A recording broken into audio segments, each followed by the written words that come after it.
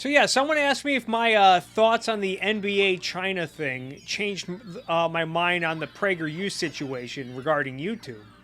And I actually wanted to talk about why I am so hard on Prager University. And I'll even throw Turning Point USA into this conversation too. First off, both are PragerU is big. They have a large following. Whether you like them or not, they're pretty good at reaching people, and they're pretty popular amongst conservatives and people who are opposed to the left. You know, and most of their videos, I think, get millions of views. You know, they act like they're being suppressed and silenced on YouTube, but you go to their YouTube channel, they routinely get hundreds of thousands, if not millions of views.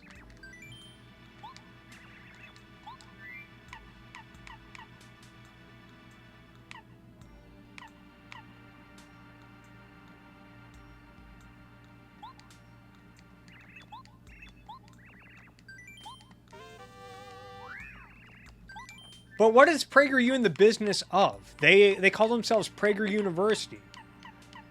They and Dennis Prager said during his Senate testimony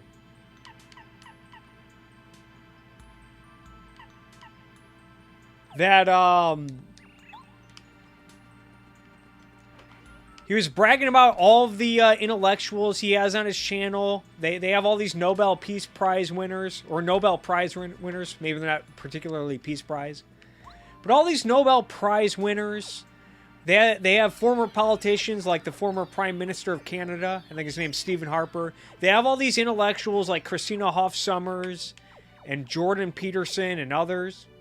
And to their credit, PragerU does put out some good videos from time to time, which I think is unfortunate because all of their nonsense and dishonesty undermines any good videos that they put out.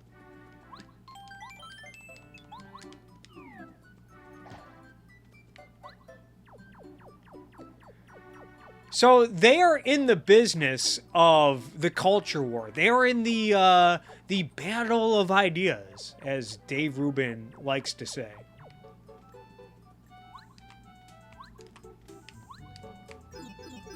And they present themselves as intellectual.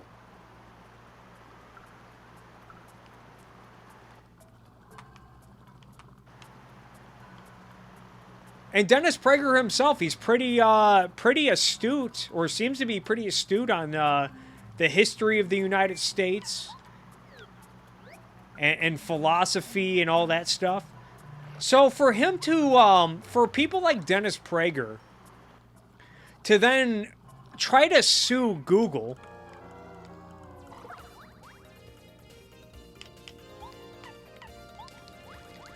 and make it a free speech issue. Like, it's not like Dennis Prager doesn't understand free speech. Like, he honestly thinks that the First Amendment was designed to guarantee people like him a platform, a right to other people's property and whatnot. Dennis Prager honestly thinks that. A guy who's well astute on the history of the United States and all that jazz.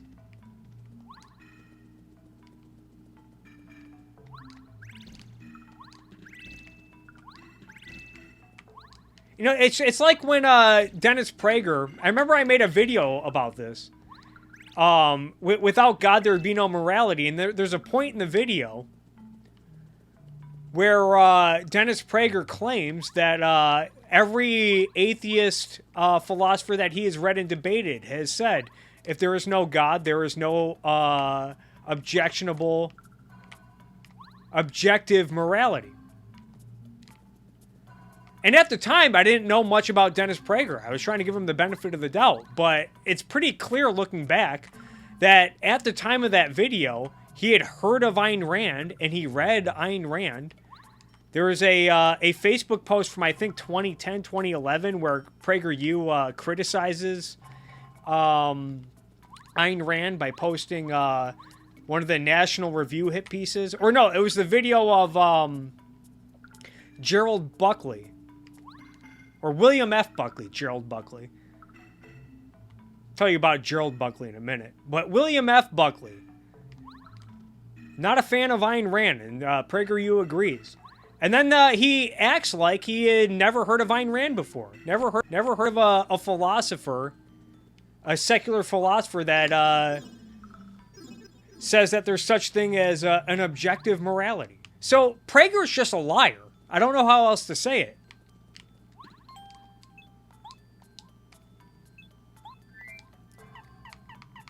I think he understands the First Amendment and free speech.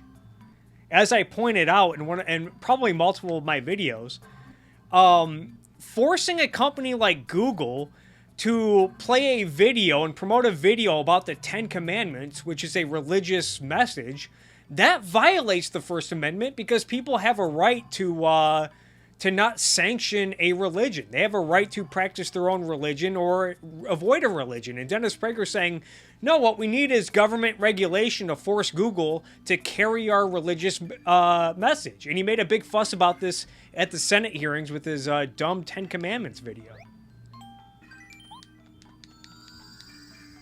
So how can someone as astute as Dennis Prager have this much of an misunderstanding of free speech? And I don't think he does. I think he's intentionally lying.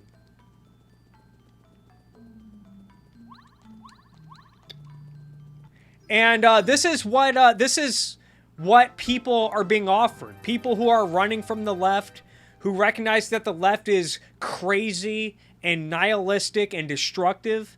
So PragerU comes out and says, you know, are you tired of all these crazy, dumb intellectuals, these left-wing intellectuals, these Marxists and postmodernists and existentialists that you're being presented at college? Well, here's PragerU. We're an alternative. You know, we're not like those secular, godless intellectuals at your university. No, we're Prager University. We don't hate America like the left. We love America. We don't want socialism. We don't want an authoritarian dictatorship like socialism. No, we like capitalism when they clearly don't like capitalism. So that's why I'm so hard on PragerU. They're so big, and they present themselves as the answer, the alternative to left-wing thought and left-wing politics. And what they're offering is pure garbage. And they're completely dishonest about it. And someone has to call them out who isn't a total nutty leftist like people from TYT or Vox or BuzzFeed or Salon or Current Affairs. All right.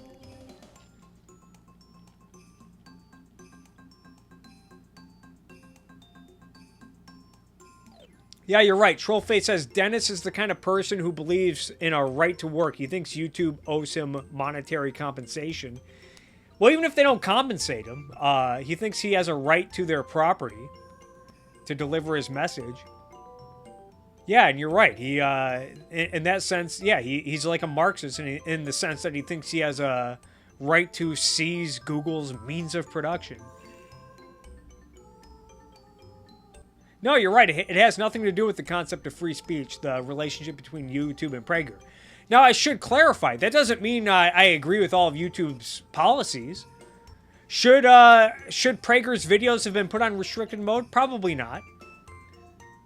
But that's besides the point. Once Prager, these pretenders of capitalism, once they contradict themselves after throwing themselves on grenades to defend a Christian bakery's right to deny service to gay weddings and lesbian couples and whatnot, for them to then turn around and do a 180 and say, oh no, Google, they have to give us service. They owe it to us. And then make it about free speech when Prager should and probably does know better. I mean, it's absolutely ridiculous.